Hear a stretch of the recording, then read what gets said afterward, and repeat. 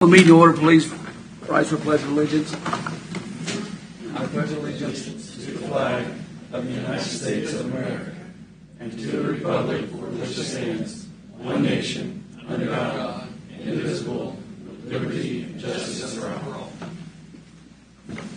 Good morning, everybody. If you have a phone, please make sure it's on silence, off. We're going to take a moment of silent prayer now, please.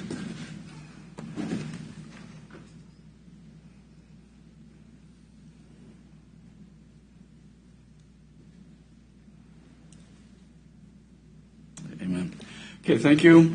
Start roll call. We start with myself. I am here. Commissioner Dove. Here. Mr. Reed. Here. Mr. Culberson. Here. And Commissioner Stephen. Here. Hello. Present counted for. Public comment. Mark, do you have anything? Under public comment, I do under administrative business. Oh, I'm sorry. I'm jumping already and thinking on something else. Anybody sign up for today or anybody in the audience? Come on, Paul. I know you've done it before, but introduce yourself and you have 5 minutes. Paul Cromer. I didn't prepare anything, but I'm just going to speak on a few different topics. I'd like to thank all you for allowing us to get up at these meetings and voice our opinions. They may be different than some people's, but I do appreciate it.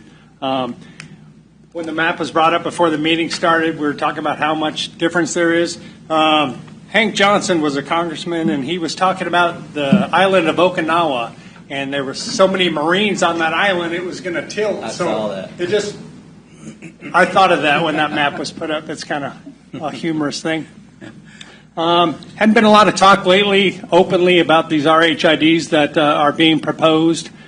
I would just like to keep it in everyone's forefront. The meetings on person-to-person levels, and they're still going on just because people aren't coming before the county commissioners and proposing anything. They're still trying to grease the wheels behind the scenes. So keep doing your research and be aware of what it's going to cost the taxpayers in the county. Just because people have different opinions on different things, every week you guys hear about different things that are going to be brought up before you that are going to cost money. Some people are going to agree with that, some people aren't. But in this country, unless there's been an amendment to the Constitution, we all have a right to speak what we feel is right. And just because someone doesn't agree with it doesn't mean that you're now my enemy. Absolutely. Because we can all see things on different levels if we just open our eyes and look at what's going to be the best for the taxpayers. Because ultimately, that's what we're talking about. I know last week we talked about building codes. We talked about this county employees and trying to keep their prices down. I commend you for that. But we got to keep our eyes and ears open and try to do the best. And I just want to commend you guys because I know you guys are doing a hard job. And I appreciate you guys really looking at the items that are brought before you and really standing up for what you believe is right. So I just thank you for that. Oh, appreciate your comments. We don't hear them very often, so I appreciate them. Not on that level, anyway, or that direction. Was anybody else?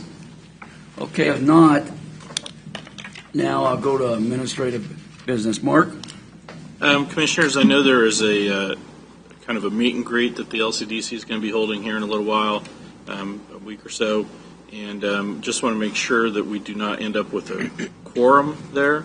I know one commissioner's already expressed that they'd be attending, Commissioner Reed. And if anybody else is attending, that would be our limit. We wouldn't be able to do more than 2. So, I probably will. That's one in La Mesa, right? yes. Okay. Unless someone else wants to do it, I'm doing it because it's in Lansing, but I read what they were going to be talking about, our favorite topics. Okay. Okay. Just wanted to make sure because it's not an open to the public type meeting, so we can't have a quorum. Good point. As long as you two are going, then I won't go. Okay. No, if you 3 are going, I won't go. I didn't mean it like it sounded, I guess. If you're not going, all right, and you're not going, I'm not going. Okay, here we go. Mark, you got anything else? That's all I had. I lose control. Okay. Also, up here, just remind the employees that we have the employee cookout next Thursday at 11. That's always a good time. They're looking for donations because this is sponsored by county commissioners and employees, and everybody will donate. So if you want to get with HR. Is this a chili cook-off thing? No, this is the cookout. That That's chili no fun. cook-off. We're going to fix those rules. That's all I have. Commissioner Dove, I don't have anything. Mr. Reed. I have probably over the last 5 months, I guess now, kind of gotten complaints about Tonganoxie Fairground usage and Yeah, I saw that. the board. I didn't know if Commissioner Stephen, is that your district? Yep. What are they complaining about? Well, that potentially some board members, questions about fees, if fees are being charged fairly to board members versus general public, some questions about council on aging usage. So I didn't know. They're going to be here. The Fair Board will be here to present their budget proposal on the 18th. Okay. So I would suggest we ask them if you have any questions about that. Okay, great. Thank you. And that way Mark can lead into the history to it, too. Okay. That'd be perfect timing. Okay. Anything else? Okay. Jeff? Mike? I do have something, just to remind everybody, today is May 28th, and 6 years ago today, the Linwood tornado plowed through our county, and I just have a few things I remember, some memories of that. I remember riding with Congressman Watkins and Sheriff Dedeke and looking at the debris the day after it happened. I remember that one of the things that wasn't on the list was the dumpster for the folks to dump in the city of Linwood, and that was added by Commissioner Smith and I. I remember that the International Boy Scouts came and cleaned up. Yep. And were involved in that. And I remember we had a supply center at the Elm Grove Baptist Church, Yep. and there was a lot of people were helped. A lot of people gave a lot of donations. A lot of companies gave a lot of donations. There was a really good time when people pulled together. And I also remember that that's kind of the time frame when people had to start learning what the rules were when they were rebuilding. And that's where, when we talked last week about building codes, that's when it came into being. Yep. So I just we were very fortunate that tornado did not hit the city proper of Linwood, because there's a lot of homes that are on that don't have basements in Linwood, and the tornado took a turn just to the west of town, and we're very fortunate. We would have had a lot more fatalities if that would have happened. So Still I think as we think about these things, these are natural events that happen, and God spared a lot of our people. So it was very, it's just a thing to remember today. Yeah, follow up on that, Mike. I remember at the time he was Mayor Wilson from Leavenworth, and I went down. We went to Walmart and bought out their water supply, and we had people in Lansing, our sites, to pick it up and take it down there. Of course, I made the trip down there, and what stands out to me is all the people that came on board to drop off items, and especially water and donations and the places to put your trash and stuff like that. It was just good to see that people could come together and something like that. But you're right, Mike. It could have been a lot worse. It was bad enough, but it could have been a lot worse. I agree. Anything else, Mike? That's it. Okay, we'll move on to consent agenda. Mr. Chairman, I move that we accept the consent agenda as presented. Second? Motion and a second. Any discussion? I'll start with aye. Aye. Aye. Aye. All right, very good. Okay, next item is formal board action. Case DEV 25, 17, and 18, preliminary and final plat for Sacrum, I think I'm pronouncing it right, Estates. Morning, John. Morning, Amy. Morning. Before you is case DEV 25, 17, and 18, which is a preliminary and final plat request for Shram Estates. This is a two-lot subdivision located at 14445 170th Street. The applicant would like to shave off around 2.5 acres around the existing farmhouse and keep the remainder of the land with the larger parcel. Based off of the frontage of the lot and what they were trying to accomplish, that second lot, Lot 2, did not meet the lot depth to lot width standard in our subdivision regulations. So an exception was requested by the applicant. The Planning Commission did consider this at their May meeting, and they recommended approval of the exception and the approval of the plat on a 9-0 vote. So it is before you guys for a formal action. If you have any questions, please let me know. Commissioners, you have any questions for them? Look pretty simple. Okay, in that case, I'll entertain a motion. Motion that the proposed final plat as outlined in case DEV 25-017 and 018 is compliant with county zoning and subdivision regulations, and move that the proposed final plat be conditionally approved and accepted by this board subject to the conditions set forth in the staff report and as adopted by the Planning Commission. Yes. We have a motion, a second. Any more discussion? And I'll start calling roll. Aye. Aye. Aye. Aye. All right, very good.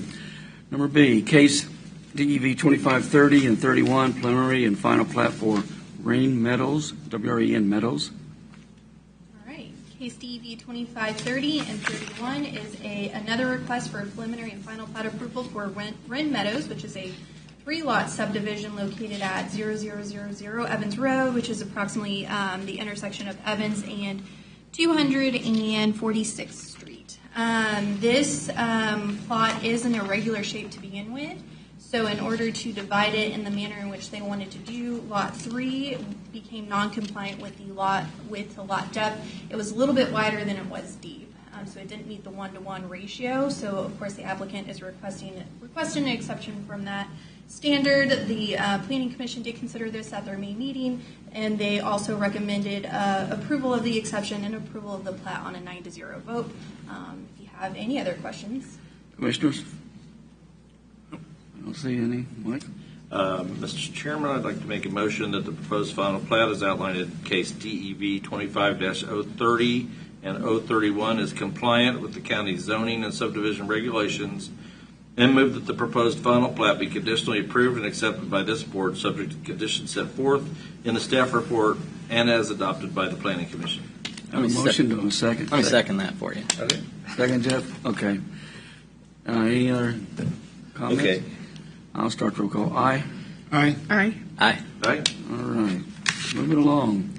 Case DEV 2532-033, preliminary and final plat for Carolina Wren Estates. All right. Case DEV 2532 and 33 is also a preliminary and final plat request for Carolina Wren Estates, which is a 2-lot subdivision at 24675 Wolcott Road. Similar to the first one, they had some frontage. However, when they tried to subdivide it into 2 lots, Lot 2, I believe, is non-compliant with the lot depth to lot width ratio. They did make the other lot in compliance with that standard. The Planning Commission did consider this also at their May meeting, and they also recommended approval of 9-0 for both the exception and the plat. Comments? I think these are looking pretty good. Okay, we need a motion. Okay. A motion that the proposed final plat as outlined in case DEV 25-032 and 033 is compliant with the county zoning and subdivision regulations, and move that the proposed final plat be conditionally approved and accepted by this board subject to the conditions set forth in the staff report and as adopted by the Planning Commission. Have a motion. Do we have a second? Second. Second. Any more discussion? I'll start the roll call. Aye. Aye. Aye. Aye. All right. Okay. Very good. Didn't want to keep y'all too long. John, I'm glad you got to speak. Okay. Yeah, but we didn't hear the joke. Yeah, that's right. Like you asked him that. Morning, Bill. Morning, Commissioners. Okay, consider a motion to award the bid to Donlinger and Son Construction for the replacement of Bridge K-19. Commissioners, today for your consideration is the approval and acceptance for the notice of award for K-19 with Donlinger and Sons. The structure is located on 179th Street, south of US 73 Highway. 179th Street acts as the paved road that cuts between 92 Highway and US 73, so it does have a fairly high traffic count. The bridge condition rating states replace structure. It is structurally deficient and has an SI&A rating of 39%. The existing bridge is a 51-foot structure and was constructed in 1972 by the county. I believe you're seeing a common theme here of the last three bridges that we have replaced were all constructed between 1969 and 1973 by the county using used steel. So they got about a 50-year lifespan out of those used steel bridges that were constructed by the county. The engineer's estimate for the project was $1.231 million for the original bid and $1.440 for this second bid.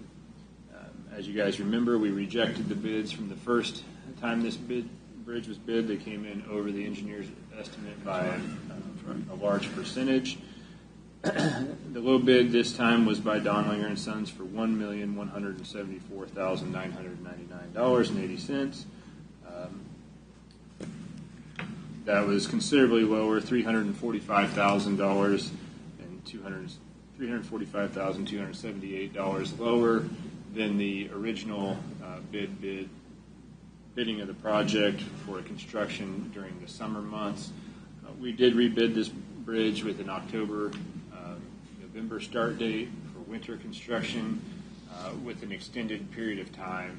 And it goes back to the labor shortages we previously discussed. We didn't know what the unknown variable with the steel tariffs were going to be, but it ended up the steel tariffs were not as big of a concern as just the labor shortage and the amount of crews working in Kansas. By pushing this bridge off and providing it as winter work for the contractors, we were able to get a much more competitive bid pricing. So it will take a little bit longer, and it will be done throughout the winter, but it is saving a considerable amount of money. $307,000, I'd say so, Bill. Yeah. Okay, any questions or comments for him? So is that kind of a reflection of the way the industry works? If we had a bridge that just failed and had to be quickly fixed, like immediately, and we're going to pay for it?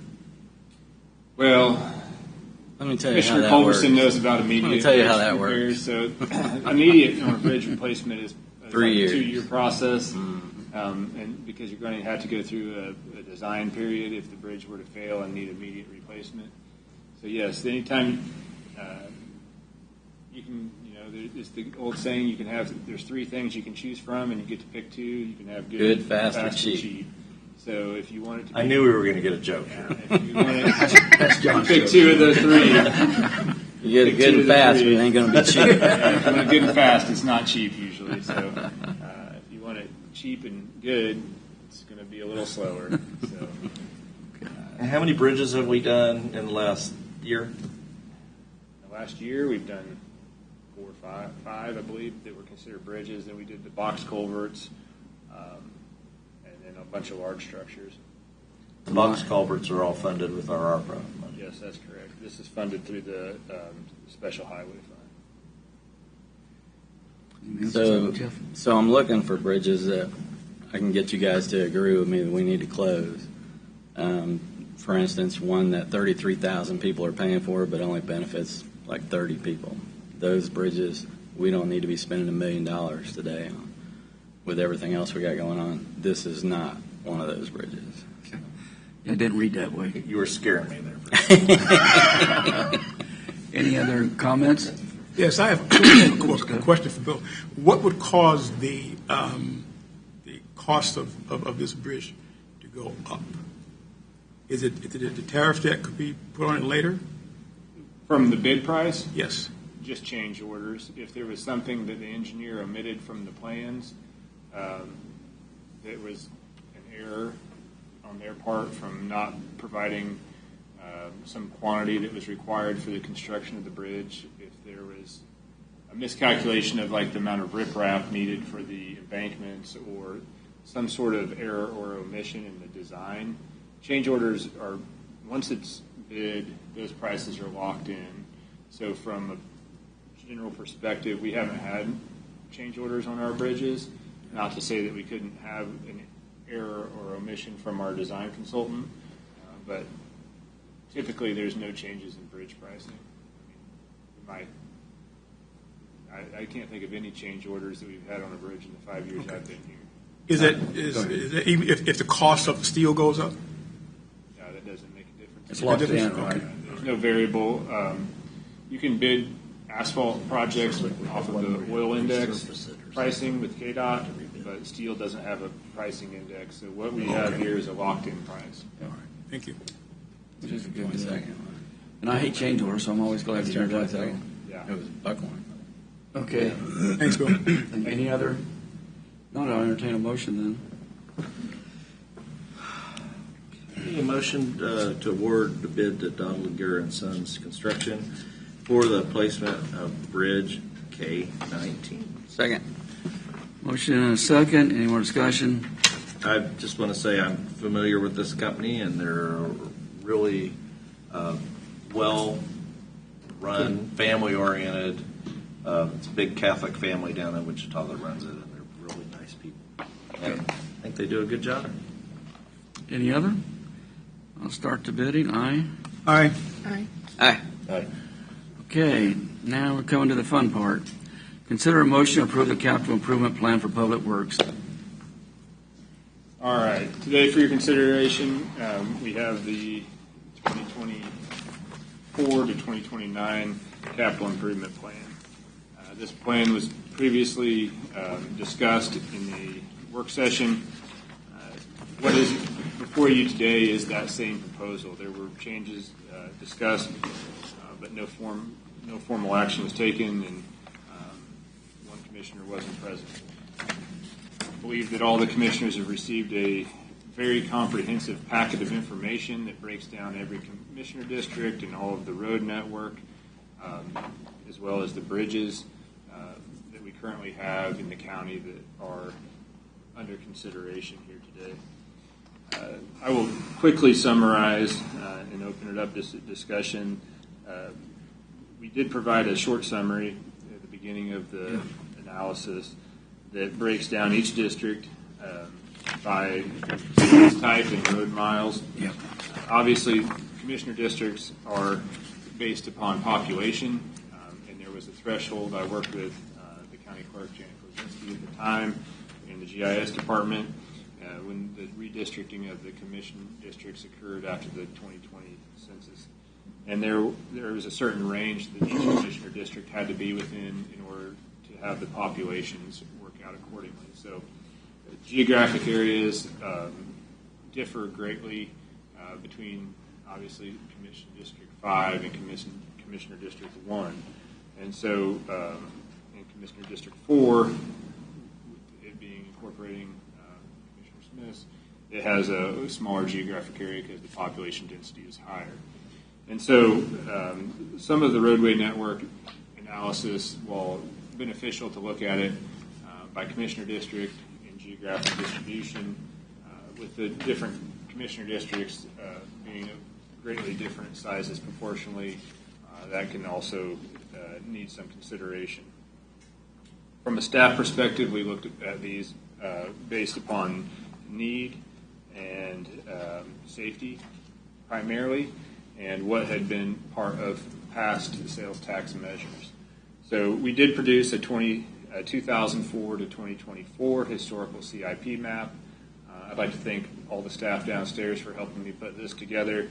There was not a comprehensive list of projects that were completed by the Public Works Department. It took a lot of research to determine the costs and the location and the number of projects done over the past 20 years. But we thought it was important, based upon the discussion, to be able to provide this information in a breakdown of that with the mapping. Secondly, we have the current 2025 proposal. And then quickly, I will run through what the original, during the last discussion in the work session, we didn't really go through any of the projects on the list in a comprehensive manner. We kind of talked in a general format regarding what is a CIP and why it is important to have one.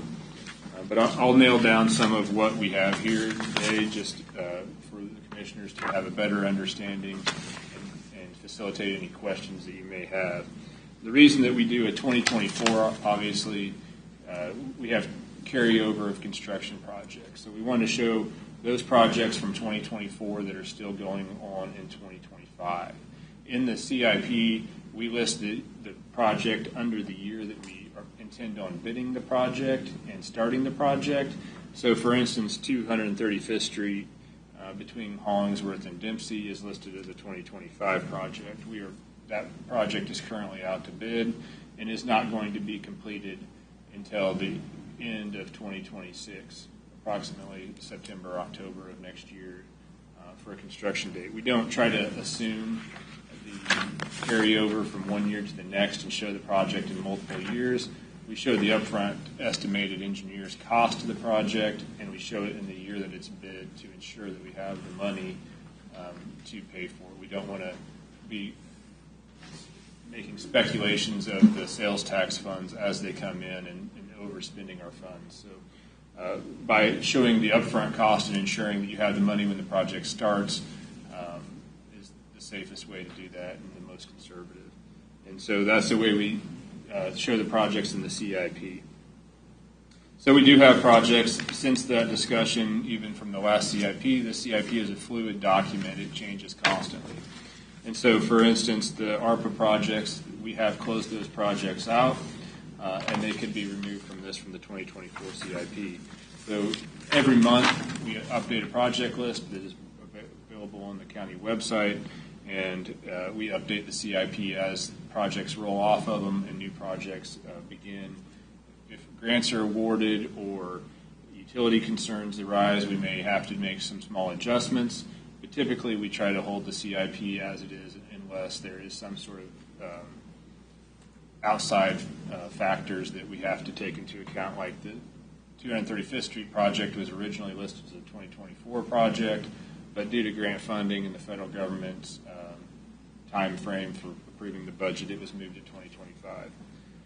Likewise, projects get moved up. So the projects for this year, you guys are aware of most of them. Most of them have kicked off or under bid.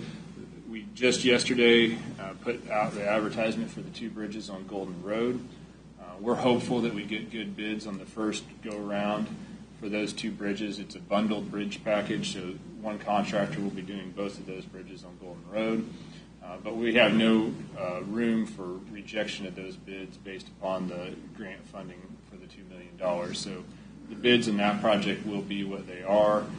We will have to accept those or forfeit the $2 million in funding. So we provided a big construction window on those, but that's just the reality of state funding is you're under very finite windows for contracting these projects. The other projects, the only other one that we still have to put out to bid is A07 bridge replacement. That is in Alexandria Township. It is a small bridge, and we are utilizing a Husker Steel type bridge or a low-cost Kansas KDOT standard bridge structure on that, and that requires the county. There is some risk involved because there's a lot less engineering on those bridges. In the fact that you could have a change order based upon the length of the piles and the geotechnical information that's omitted, but the cost of those is significantly less. The last bridge that we built using that fashion the first year in Leavenworth County was $400,000. So you can build a bridge much cheaper utilizing that if you're on a gravel road, but you are subject to have some variables that could result in a few change orders based upon the fact that you're foregoing some of that detailed engineering work in the beginning of the process and field addressing it as you go. The major projects, I'll just hit the highlights. 235th Street, Phase 2 is funded currently next year. We're hopeful to get that bid out by the end of next year.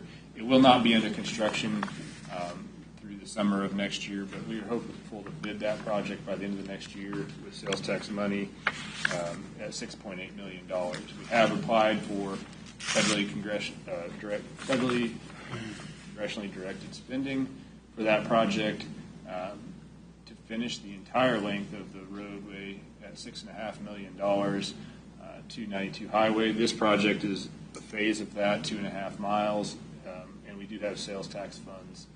But we currently have a pending application with the Kansas Cost Share Program and with Senator Moran's office to help fund that project. So we will push that project's bidding to the very end of next year once the phase between Hollingsworth and Dempsey is complete. By then, we will know if we received any of the federal funding or any of the grant application funding, and we can move forward with the project accordingly. But right now, it is funded as a sales tax project under 2026. We have several bridges that are the KDOT low-cost bridge standard bridges that I was discussing on A07 next year. And then we have some designs for some future bridges. So next year we would have 2 bridges and the 235th Street project. And then moving to the following years, we have the additional 235th Street project. And in 2027 at $4.5 million, that would complete the entirety of that project all the way to 92 Highway. Probably have 2028 construction with the end of 2027. And then we have a multitude of bridge projects. We'll point out that we have some sales tax projects from 2007 on Fairmount Road and the intersection of Tonganoxie Road and 4H Road. The $6 million that was set aside for Fairmount to do some shoulder work and some mill and overlay to smooth that road out. That road has been washboarding. There is some failure of the asphalt, and it gets a substantial amount of traffic. But both of those were 2007 sales tax projects that were not completed under that sales tax measure based upon the funding available after the downturn in the economy.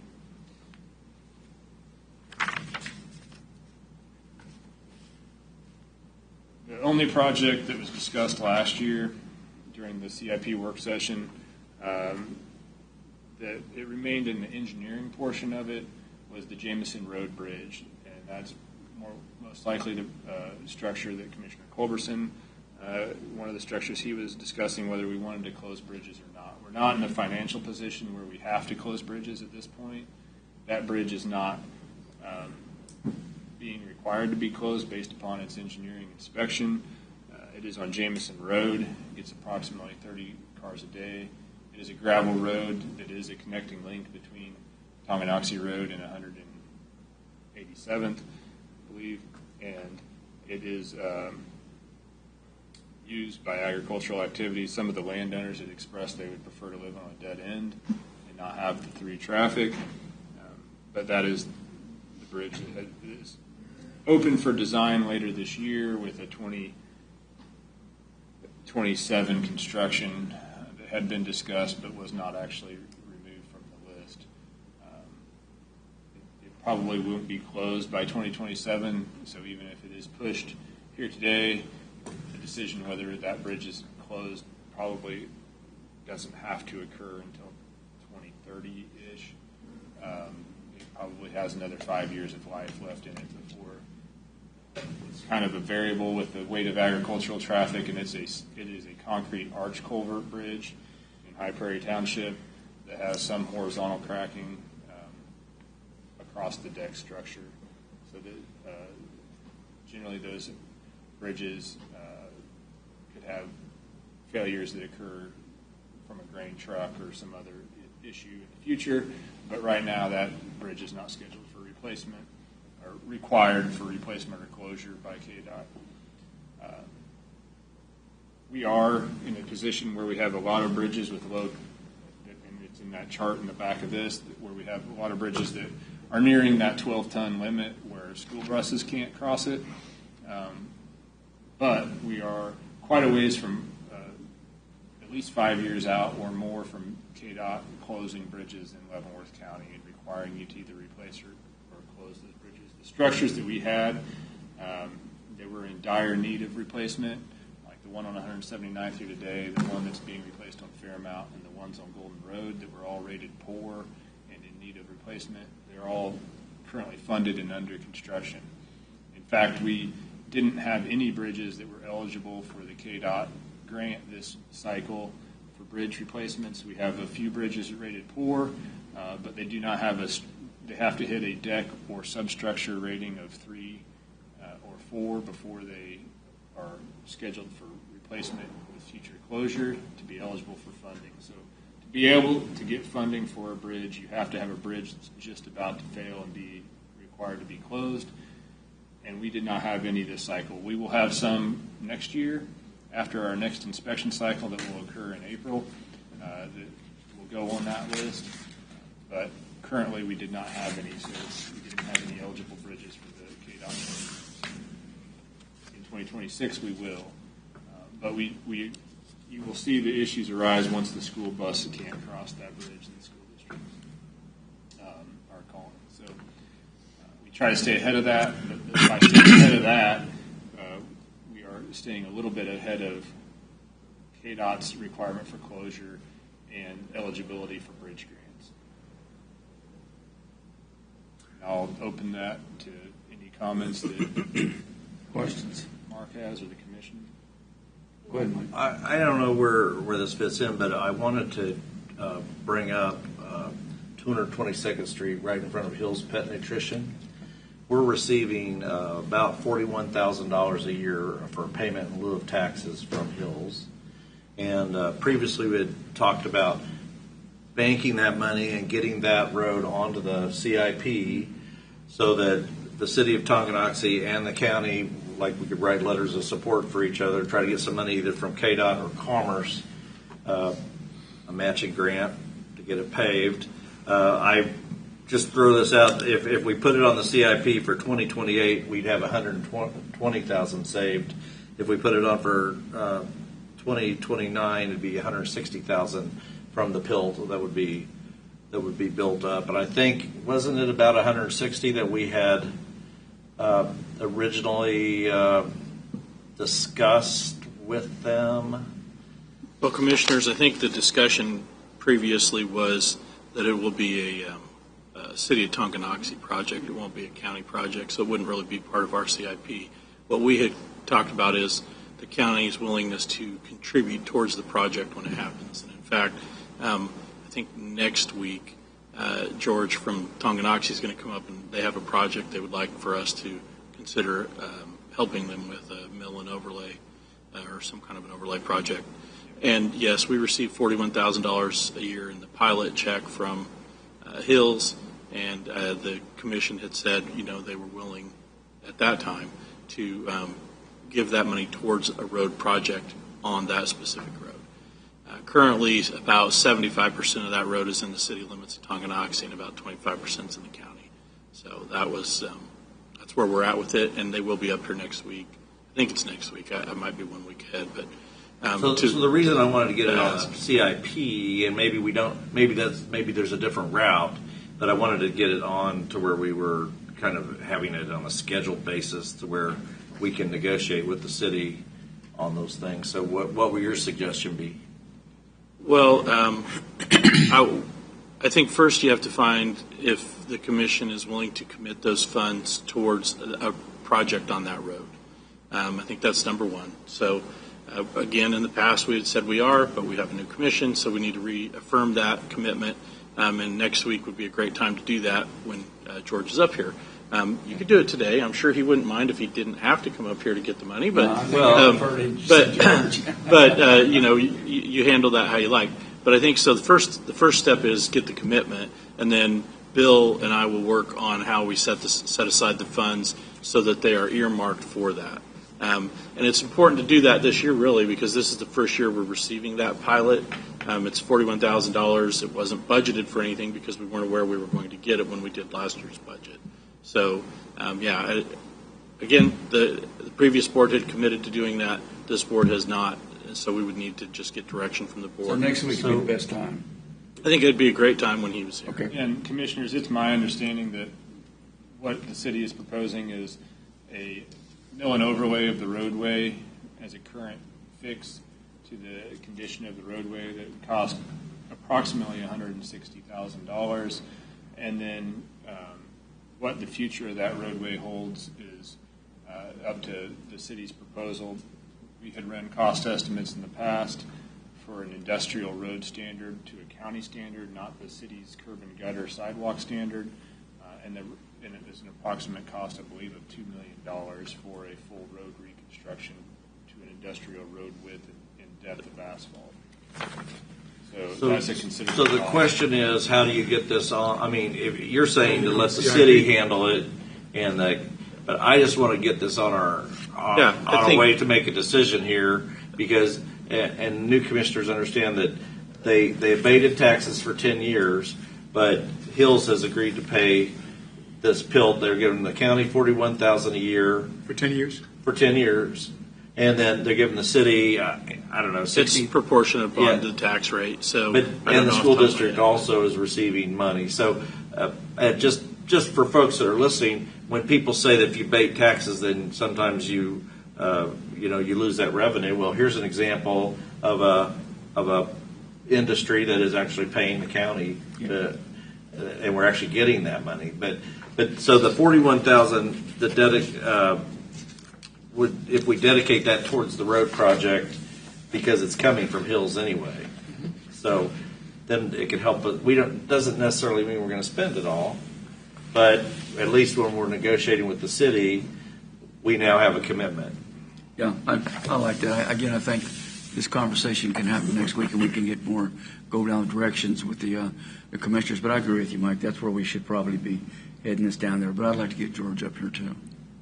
Is there any other way that we can make sure that those dollars, because some of us may not be here in 5 or 6 or 7 years, that those dollars are designated for that particular area?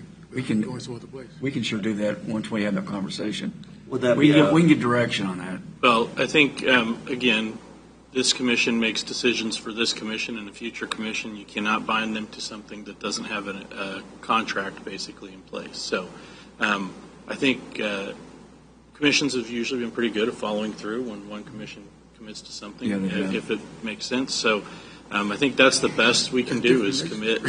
What you all are willing to do today, I think that's the best you can do is commit to that. But and I think that's important that George is coming up next week to ask about a project that's going to happen in the next year, because that's this commission. So, and then setting this money aside, I think we can start doing that via the capital improvement fund, if that's what the commission wants to do.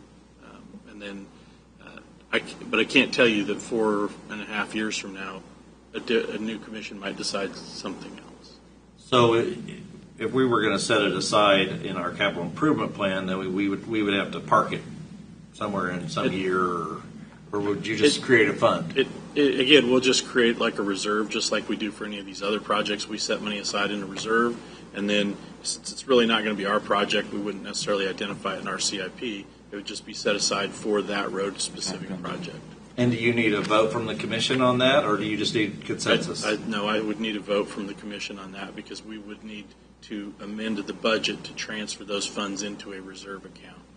And that would be something we can do next week, we can do it this week, we can do it in a month and a half, as long as we do it before the end of the year. Okay. Well, I just wanted to get that out on the table. I think Mike, you're okay, and everybody else. I think next week's the best time to handle that, and I agree we need to be doing that. So I think we give Mark direction next week. Everybody's okay with that. Yep, I am. I wanted to get that out on the table before we get into the rest of the nitty gritty. Yeah, we know you did, Mike. Okay. All right. I say this. Who's next? Pass one down. Thank you very much. So, the report that they presented to you this morning pretty much proves exactly what I've been saying. You look at this map. We spend way more in the south end of the Hey, county. Jeff, can you put that microphone over there? Turn it this way. Yeah, so they can hear. Okay. So basically, we've spent $6 million in my district on roads and bridges in the last 20, 30 years. We spent 5 times that in District 3. We spent 4 times that in District 5. We spent twice as much as that in the other 2 districts. So to fix this problem, this CIP that's presented today is not going to work. So what I'm asking for is the handout that I just gave you to somehow fold that in to the CIP over the next couple of years. to catch up, we're going to have to pave about 4 roads in my district to every one you do in District 5. You're wanting us to fold in $11 million worth of projects? It's actually probably half of that, because these are contracted prices to hire it all done. If the county does these, it's about half as much. So about $6 million, not 12. Would any of these have to be engineered? Or I have no idea what those roads are. Yeah, we haven't seen that. Do you have a copy of that? I don't have a copy. Can we give Bill a copy of that? Mm-hmm. Yep. You got an extra, right? You got some down here. Yeah. Oh, And Bill, currently, the way the CIP is set up, we have fully encumbered the money that we have coming in. Yes. Currently, the money is all encumbered. Historically, the county has not provided in the last 5 years, I should say historically, the county in the past, in the 90s and early 2000s, and even maybe through 2010, did construction work in the county. After that, most of the work was contracted. It had been the previous board's direction that the county wasn't going to do contractor work, so this would be a change in philosophy that the county crews go from maintenance to installation, but that's the board's prerogative. Yeah, so I think, commissioners, like this year, we're going to do a road that's part like a dust abatement project. And our crews do dust abatement projects. They don't do the full design, engineer, construction, where we're going out to the full width of the right-of-way and reconstructing a road. We just do the dust abatement, and I think that's what Commissioner And that's all I'm Culbertson's asking for. suggesting is dust here abatement. would be we Yeah. do it as part of like the dust abatement program. Yep. So that That's with why it's that, we half. do have to be a little bit careful about which roads we do, because if it's too high of a traffic road, that's not a good fit. Right. But I think it's certainly doable. It just time frame wise, our crews are limited in their availability. So I don't know how many miles total you have here. It looks like there's probably 12 miles or so. That would be multiple years for our crews, probably looking at like a mile and a half a year maybe. Yeah, and that's all I'm asking for is to just blend it in over the years. And some of the things I think we could look at is like HP 51 that we were talking about earlier on Jameson Road. 30 cars a day. I already talked to all the neighbors around there. Not one of them said they would like the bridge to stay open. So there's $1 million. Bridge A07 in Alexandria Township. That's a very similar bridge to HP 51. It's basically on a no maintenance road or low maintenance road. 7 cars a day probably. So I don't understand why 33,000 people are going to pay over $1 million for a road that benefits 7 people. The detour, if you close these bridges, would be less than a mile. So there's 2 or 3 ways around these bridges that closing this bridge wouldn't cause a hardship for anybody. Another bridge, K03 on Knapp Road, another similar bridge. 33,000 people are going to pay $1 million for 5 people to use this bridge. Doesn't make any sense. So there's another $1 million. So I think we need to start looking at what bridges make sense to replace and give people what they notice a lot more is paved roads with that money instead. And so I'm just asking that we consider catching up the north end of the county for all those people paying the RIF and TIF money over the last 30 years and not getting anything. They're still paying their sales tax money and not getting anything. So I think we need to make this map more even. And like a U.S. Senator said, I'm worried about the county flipping over because we've got so many heavy asphalt roads in the south end that I think it might tilt. You guys might not know. Well, what I'm the talking population might tilt it too. You know, you get so many people down in the south part of the county, they just That flip is it true. over. That is true. Because of People that need to have, per capita, if you add these up on per capita basis, you got to be careful.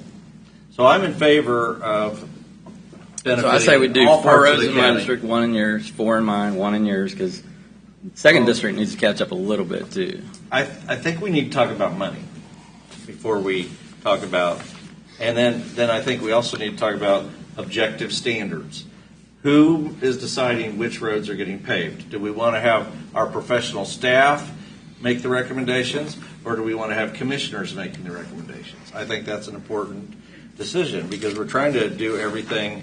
I think we want to run roads improvements objectively as possible. And I think that's exactly how we got to where we're at. We used traffic numbers, 100%. Highest traffic counts gets paid first. We had the PRP program, which is a completely different animal. So that's exactly how we got in this situation is most people get the roads first. But the problem with that, if you have 300 or 400 cars on a road. But the problem with that is you're taking money from the north end of the county.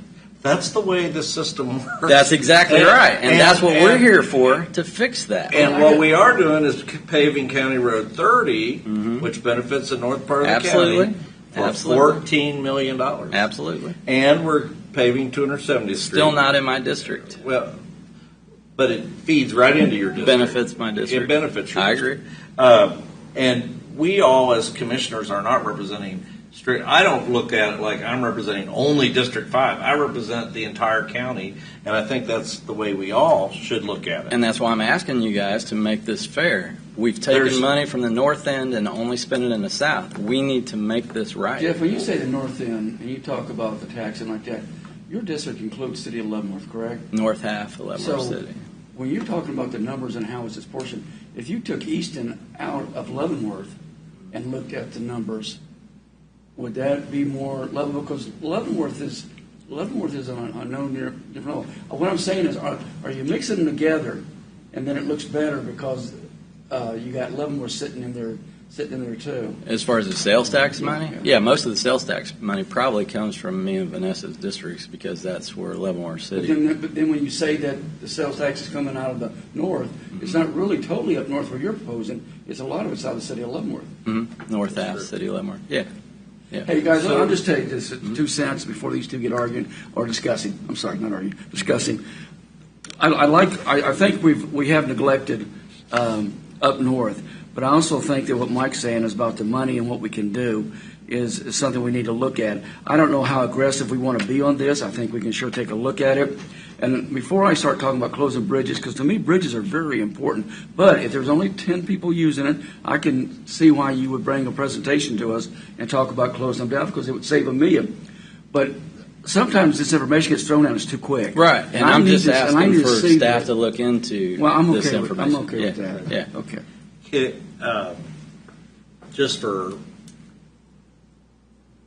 a discussion, if we, rather than take the whole apple and try to eat the whole apple, would there be 1 or 2 of these projects that we could pick out of the apple and cut the apple in half and then maybe come to because I know in my district particularly 219th Street is tremendously, and the problem with doing 219th Street is the amount of traffic requires that it probably be engineered. And that's the problem. And I agree completely, and that's what I'm saying. This is fixing it all at once. So I'm just throwing this out here so you guys see what the problem is. We can't do it all at once. I totally get that. The number at the bottom where it says almost $12 million, that's actually half. So we got to find $6 million.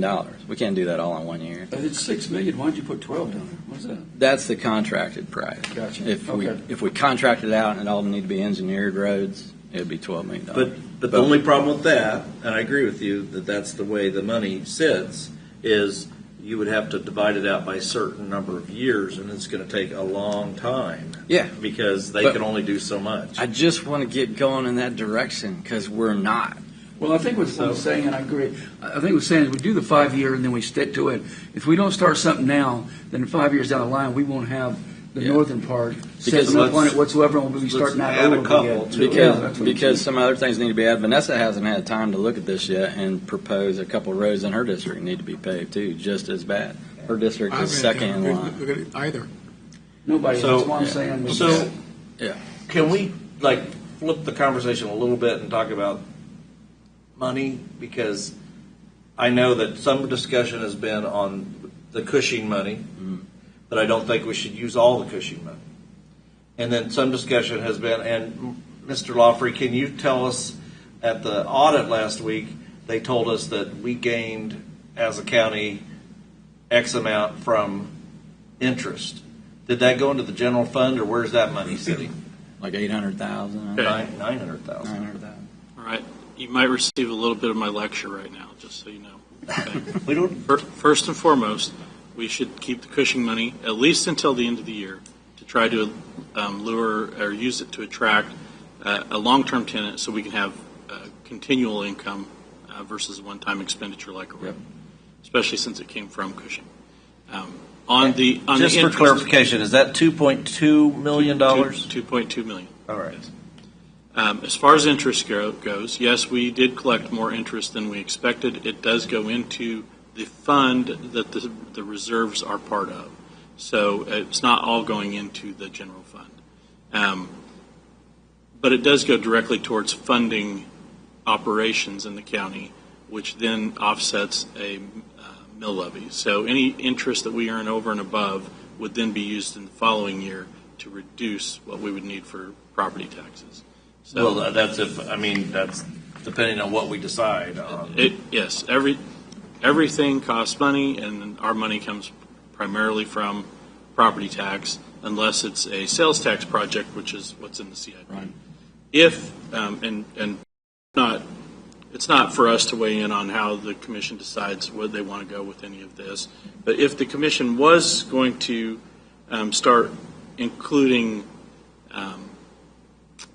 each district in the distribution of CIP, which I think is what Jeff is asking for, Commissioner Culbertson is really asking, is that don't exclude his district when we're doing the CIP. My suggestion would be that the commission identify, you could do it either by a dollar threshold or say, hey, we want to, over the next 5 years, we want to get 5 miles or 4 miles or 6 miles, whatever it is, done, and then allow Bill to program that into the CIP. That way it's part of every year we approve it. And then we can look at those things like the bridges if you want to talk about not doing them.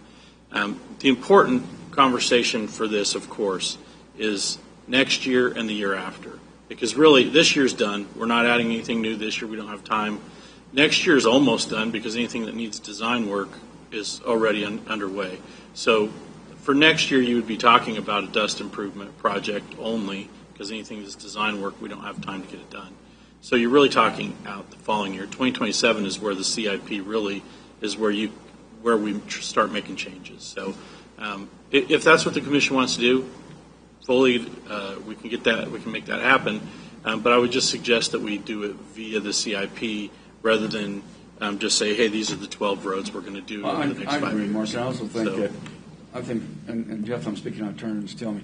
I think that the problem is we keep talking about this, we never get it on the road. And we can do that. All we need even is this 2027. At least there's something coming on the roadmap to show it's going to benefit. And we can do that. Area. We just need the direction from the board. That's why we have this meeting, and that's why I actually put it under an action item today versus under a work session, because that way the board can take action. However, and I just said we need to make some decisions, but we do have time on this, okay? The one thing we probably need clarification on is this bridge, the Jameson Road Bridge, because I think Bill mentioned we're getting ready to start the design work on that.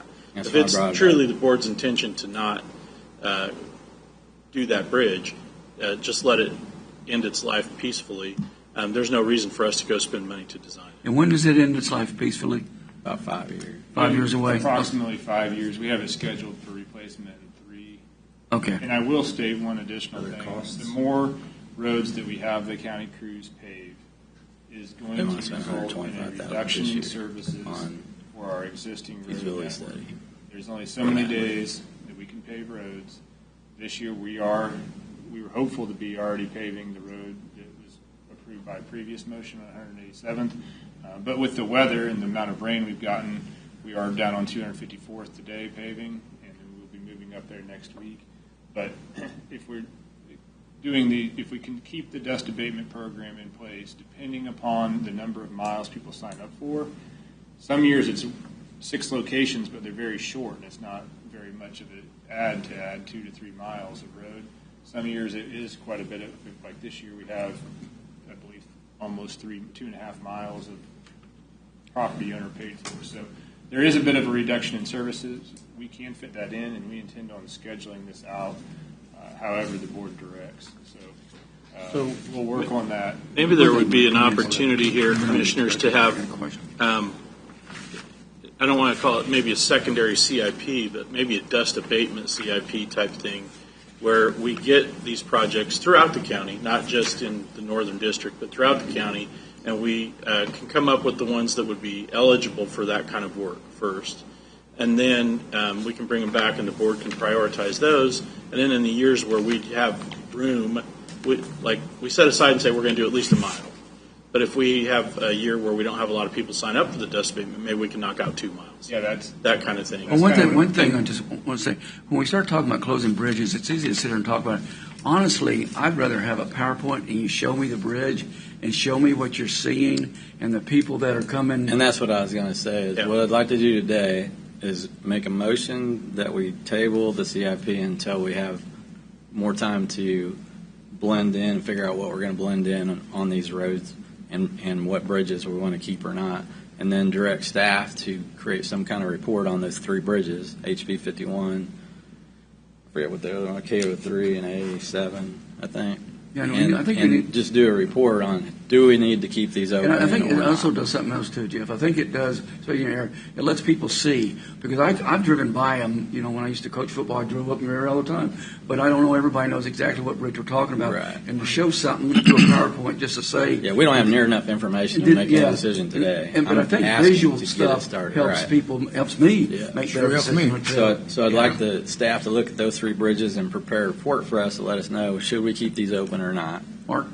And then don't pass the CIP today, table it until we have time to blend in, and maybe even come up with a secondary CIP like you said. One clarification on that. I don't think we'll be making a recommendation on whether the bridge stays open or not, because I think that's a decision that the board will have. You know what I mean? We'll provide you with the documentation on when it would have to close if we don't do something. Right. Yeah. And then if the board and decides. information like traffic count. Yeah, no, we'll have all that. We can have all that for you. Yeah, so that we can make a decision. Yeah, do all that. Is what I'm asking for. So we're going to hold off. Go ahead, Mike. I'm sorry. Forget about you guys. Don't forget about me. Are there certain costs associated with the fact that we let a bridge close? Are we going to have to take it down, or what are the costs associated with Those are all the questions we need. with that? That's exactly right. I would put all that in a report. Yeah, we can put that in a report. Most bridges, you would have to fully barricade them. You can leave them in place if you wanted to for a period of time, but at some point you would want to remove those. Or we could vacate the right of way and donate it to the landowner. I've seen counties do that. It becomes a trail. Or a cliff. So I would suggest that everybody, all the commissioners, at least look at in your districts, if there's little, you can't pick big projects, but if there's like a mile-long section or something, look at and bring it back. Well, I think it's important, too, though, that we get professional staff trying to give us direction instead of us trying to do it. I've been helping build bridges and roads for almost 40 years, and I still don't even know probably a tenth of what Bill knows. So I think it's important to make sure we're letting them give us the reason why they think it should be going down this way. You can pick and shove. What I see here is we've been doing a lot of good work in a lot of areas, but I've always been concerned about up in Jeff's area, and we can't do all this at one time. But again, we can talk about the bridges next time, and we can start the discussion about putting it on 2027 or whichever the earliest on CIP. I think that's where we should be going. And we're not spending any money right now on HP 51, right? We were going to, but we haven't. We haven't. It would go into design probably 90 days. We have time. RFP. We have time. It'd be after the budget cycle, probably in August, September, that we would decide to put that into design for a 2027 replacement. So the other 2 are further off, but that one we need to decide. A07 is actually. We had time with Jeff. A07 is actually being advertised for design in the next couple of weeks. We could postpone that, but if we postpone it at all, it's the low-cost steel bridge structure. So we could postpone that project, but if we postpone it at all, we won't get it started until sometime next year. It would be definitely moving that bridge to next year's. Well, but we got a week to come back. You come back to us, right? To look at things. So we're all. A couple weeks. Whatever you can do. Okay, I know you can only do so many things. Time. But what I'm saying is, it's time for you to come back and tell us before we start saying, don't continue what you're doing. Yeah, no, Okay, I can. that's what I'm asking. would be prepared to provide this information. Good, next good. week Okay. for the fall. Because I don't want to spend any money on a That's bridge. what I'm saying with you. Yeah. At the same time, I don't want to lose something too, Right. if we're going to go that Yep. direction. I get it. And if you're looking at bridges, though, then looking at the future growth of the county, also to consider if that bridge, whether it's used a lot or not, later on will become part of our connectivity, and whether we really want to. I mean, I view shutting down bridges sort of as going backwards. Yeah. Yeah, I agree, but wait till you see these bridges. that's why I have to. I'm a visual person. I have to see it and have a report from staff and Mark just before I can make a decision on that. So are we okay? Okay, where are we at now? So just to be clear, am I doing anything with the map that was provided today here? Well, I think we're going to have to, like I said, we're going to create like a secondary list of projects that would be dust abatement projects that we can then prioritize, but it wouldn't be just for the North District. It would be any roads, and you probably have a list of roads that would be Yeah. eligible. Obviously, if it's over a certain traffic count, You know- they're not going to be on that list. Generally, from a staff perspective, I will put this out here today. There are geographic distribution projects, there are future growth projects, there are safety projects, and then there are traffic count projects. There are about 4 different ways that you can, different philosophies on how projects can be selected. And so we can select them based upon some of those factors. See, that's Bill. That's the way I want to select. I don't want to select it because it's in my district or it's in someone else's district. Where is the need? Where is the future need for it? And let's look at it. The only thing Did you guys say where the money came from? Was that one of yours? Yeah, well, the money is the other aspect. Is we'd have to remove this. CIP pretty much spends all of the money, so we'd have to remove some. I'm looking very strongly at staff. The only thing I'm even going that direction is I'd like to see something more on the board for District 1. But as far as everything else, I'm asking for your guidance, and we can talk. I don't think county commissioners, even though I know we make the decision, I don't think we should be making changes to it unless there's a good reason to make a change. And the only one I see right now is because you can use any of those formulas you said and alter this. I think what we need to look at right now is making sure that we're taking care of all the districts, not just one district here or one district there. And I think District 1 is the one that needs to be looked at. Is everybody okay with that, or do we need to beat this some more? I'm okay with it. I just think Go we ahead, need to Mike. be cautious about money. Well, absolutely. And that's That's bottom line. because, Commissioner, I can assure you that we will not put forward a proposal that we can't afford. See, If we bring forward projects, we will bring forward projects that have to come off of the you have to list, check, Mike. if that's what it takes. But we will not bring a proposal that we don't have funding for. So I'll make a motion, we table the CIP. Second. motion second. Any more discussion? If not, I'll start. Aye. Aye. Aye. All right, very good. Okay. Thank you, Bill. All right, thank you, guys. Thanks, Bill. And the next item is presentations and discussions. I've already talked about the employee cookout, so I'll pass it on to Commissioner Doug. Do you have anything for the group, sir? No, Mr. Reed? I do not, no. Okay. I was contacted by the Leavenworth County Historical Society regarding storage for they're out of space there, it sounds like. And from my understanding, it's not the first request that they've made to see if there's any space in Cushing that they could use for storage. In speaking with Mr. Lawfrey, it didn't really sound like we would have usable space at Cushing because the, from what I understood, basement's full, first floor is full, second floor we're hoping will be fully used by the guidance center, and then the third and fourth floors aren't usable space. They're in more of a construction or due for a modeling phase. But I wanted to make sure that we were all on the same page with that, and I told her I would ask the commission if there was any interest. So. Well, I understand everybody needs space, but if we open that door, I think we're going to see a lot more folks help if we have any. But I don't think, and I could be wrong, but I don't think there's any space that that's going to be open available for Cushing if it goes down the way we want it to happen. I understand the need for space, but again, that's other commissioners can speak on this. If we open that door, we're probably going to open it for everybody else too. That's just my own concern. Any comments?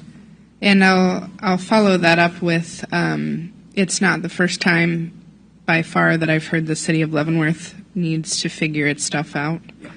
That whether it's a small business owner or an organization like this, it's not a welcoming,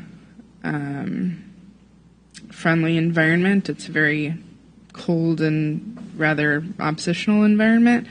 So I would just kind of like to see what we can do to figure that part out. But that's why they're coming to us, because they've met with the city and are trying to figure things out, and it's just not. Well, it's a good question. A Mark, good. do you have any comments on that at all? Yeah, Commissioners, we have discussed it multiple times. We've looked at what we have.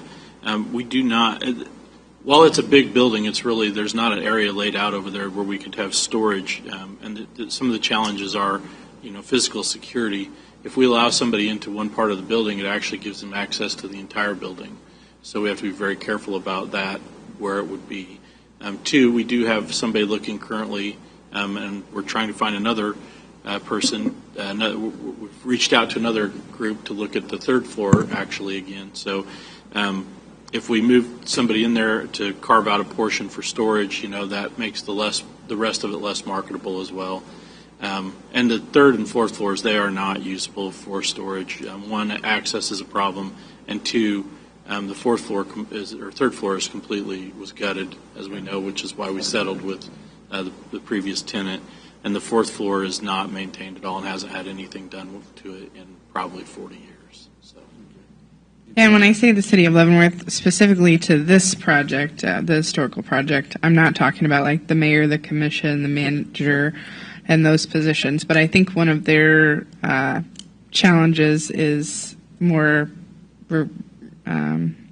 around the historical site. It makes it difficult for them to like build a storage building and stuff, as far as I understand, or parking. Yeah, that makes sense. But anyway, I just wanted to see if any of you guys had any ideas for them that I wasn't aware of, because I definitely support the Historical Society and want them to be successful. It has nothing to do with them. They're a great group. It's just the location and things. Anybody have any comments? Say we're okay to move on? Well, this would be permanent storage. This wouldn't be on a time limit. Definitely sounds like they're looking for something that they can depend on moving forward.